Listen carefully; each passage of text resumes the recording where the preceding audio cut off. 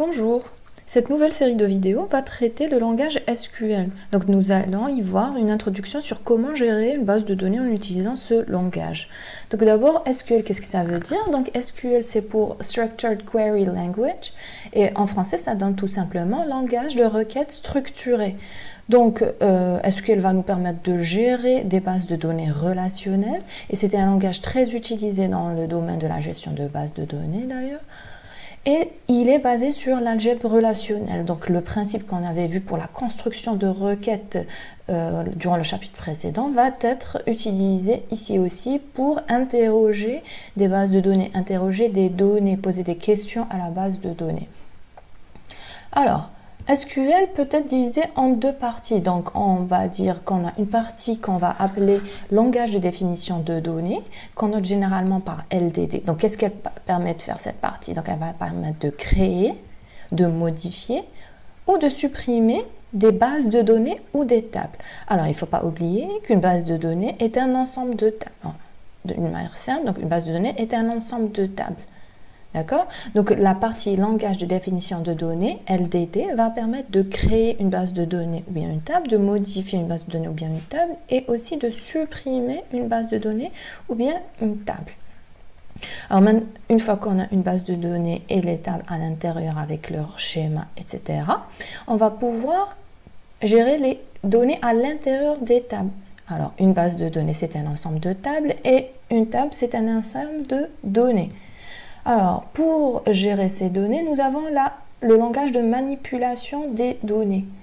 Donc, et qu'on note LMD. Donc, le langage de manipulation des données va nous permettre d'insérer des données, donc de mettre des données à l'intérieur des tables, va nous permettre de mettre à jour des données déjà existantes, c'est-à-dire qu'on a inséré des données à l'intérieur d'une table, ensuite on veut les modifier, donc c'est considéré comme une mise à jour de ces données.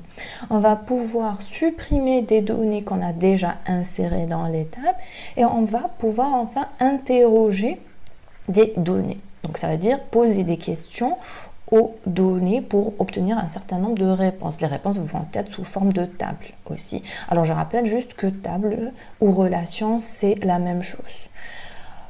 Donc l'interrogation des données va se faire en utilisant le principe de l'algèbre relationnelle. Donc SQL, je l'ai déjà dit, est basé sur l'algèbre relationnelle, et c'est dans cette partie qu'on va retrouver ce principe. Donc l'interrogation des données va se faire en utilisant les principes de l'algèbre relationnelle. Alors maintenant, comment écrire en SQL? Donc pour créer, revenons à la partie LDD, pour créer une base de données ou bien une table, on va utiliser des mots-clés. Le mot-clé pour créer, ça va être create. On va appeler ça une clause. Donc la clause create va nous permettre de créer une base de données ou bien une table. Nous avons pour la modification la clause alter, pour la suppression la clause drop. Maintenant, en ce qui concerne la partie langage de manipulation de données, LMD donc, pour l'insertion de données, ça va être la clause insert. Pour la mise à jour, ça va être la clause update. Pour la suppression de données, ça va être delete. Et pour l'interrogation de données, ça va être la clause select. Donc vous remarquez que les clauses sont toutes en anglais, ce qui veut dire que le langage SQL est un langage qui est en anglais. Donc tous les mots-clés vont être en anglais. Bien sûr, tout ce que vous allez créer vous-même, les noms des tables, les noms des bases de données, les noms des attributs, etc., vous êtes libre de les nommer comme vous voulez.